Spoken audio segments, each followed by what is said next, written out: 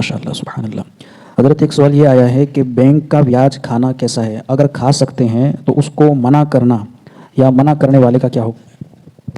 बहुत अहम सवाल है कि मैं चाहूंगा कि पहले सब लोग मुकम्मल तौर पर मुतवज्जे हो जाए।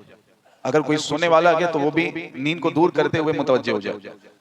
वैसे कोई है नहीं, लेकिन हो तो मुतवज्जे हो जाए, चूंकि बैंक के ब्याज के हवाले से सवाल है। इंटरेस्ट जिसको कहा जाता है, बहुत अहम सवाल है। और हो सकता है कि बहुत सारे लोग इसके हवाले से गलतफहमी का इससे पहले शिकार हो।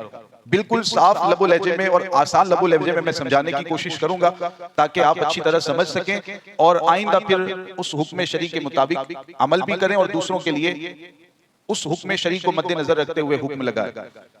बैंक हमारे यहाँ जो मुल्क हिंदुस्तान के उसके मुताबिक मैं बात करता हूं कि अगर गवर्नमेंट की बैंक है, अगर गवर्नमेंट की बैंक है यानी ऑनर और मालिक गवर्नमेंट है हमारे यहाँ के हिसाब से, या दूसरे नंबर पर कि प्राइवेट बैंक है और उसके जो ऑनर है या उसके जो मालिक हैं, मेन ऑनर मालिक, वो नॉन मुस्लिम है। बात समझ में आ रही है ना? तो इस कंडीशन में ऐसी बैंक में अगर आपने पैसे रखेंगे, चाहे वो एफडी में रखेंगे, चाहे किसी और स्कीम में, किसी और पॉलिसी में पैसे रखेंगे, वो जो पैसे आप रखेंगे और इंटरेस्ट के नाम पर, ब्याज के नाम पर, सूद के नाम पर, या जो भी नाम रखा जाए, पैसे आपको ज्यादा मिलेंगे। रखे हैं 5 लाख और मिलेंगे 7 लाख, तो ये जो 2 लाख रुपए ज्यादा मिल रहे हैं गवर्नमेंट की बैंक है या प्राइवेट नॉन मुस्लिम की बैंक है, तो ये शरीयत के एतबार से सूद, ब्याज और इंटरेस्ट नहीं है। नबी अलैहिस्सलाम की हदीस की रोशनी में ये ब्याज नहीं है, सूद नहीं है, इंटरेस्ट नहीं है। हो सकता है कि बचपन से हमने यही सुना हो कि ये तो ब्याज है, इसको खाना नाजायज है, लेकिन मसला ऐसा नहीं है।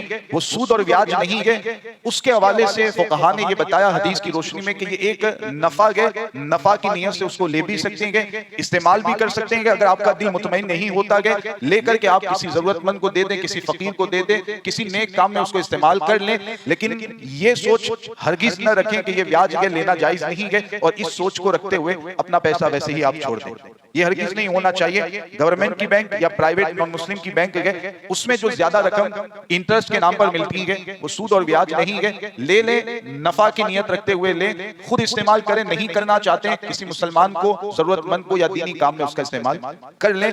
उसको ब्याज न समझा जाए और न किसी पर ब्याज समझते हुए हुक्म शरी इसके हवाले से लगाया जाए। हाँ, अगर प्राइवेट मुस्लिम की बैंक है, 10 लोगों ने मिलकर के एक सोसाइटी बैंक बनाई या कुछ भी इस तरह का मामला किया, मुसलमान ऑनर भी अगर उसमें है, तो अब इसमें जो ज्यादा पैसे मिलेंगे शरी एतबार से उसको सूद, ब्याज और इंटरेस्ट माना जाएगा। उसको लेना देना ये जायज नहीं होगा, जबकि मुस्लिम ऑनर और मुस्लिम मालिक मौजूद हैं तब की ये बात है।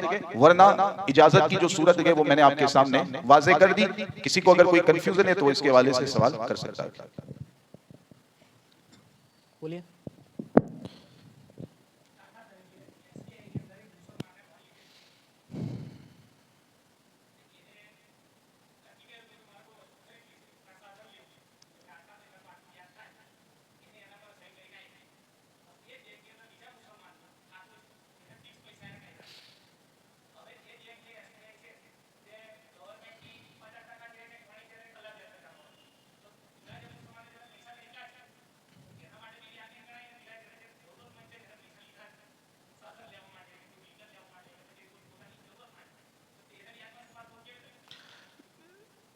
सबसे पहले तो ये गुजराती भी मैं अल्लाह के फजल से बोल सकता हूँ, लेकिन उर्दू ही बोल रहा हूँ।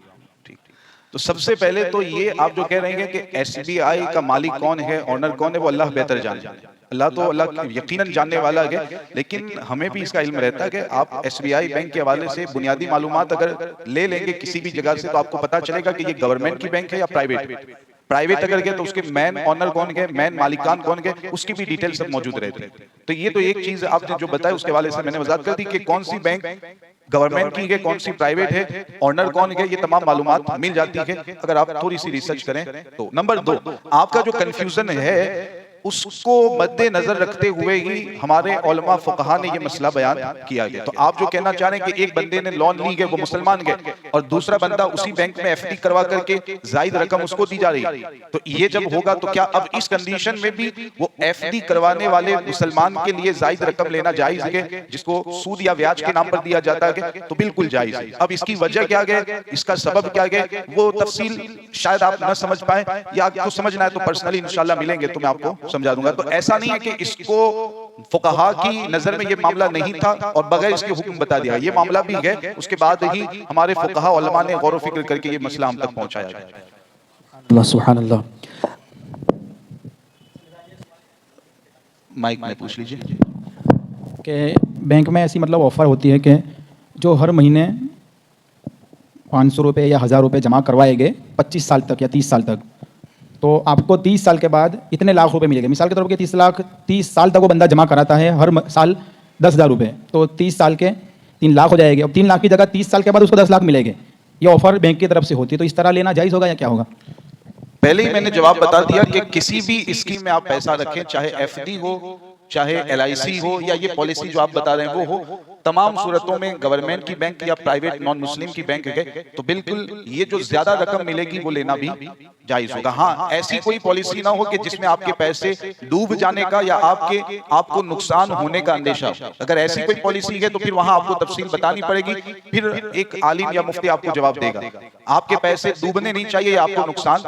3 लाख जमा किए हैं तो 3 तो मिलने ही मिलने, 3 की जगह 5 मिलेंगे, 10 मिलेंगे, 20 मिलेंगे, यानी नुकसान आपका नहीं है। तो कोई भी स्कीम हो, चाहे नाम उसका कोई भी रख दिया जाए, इजाजत उसकी रहेगी।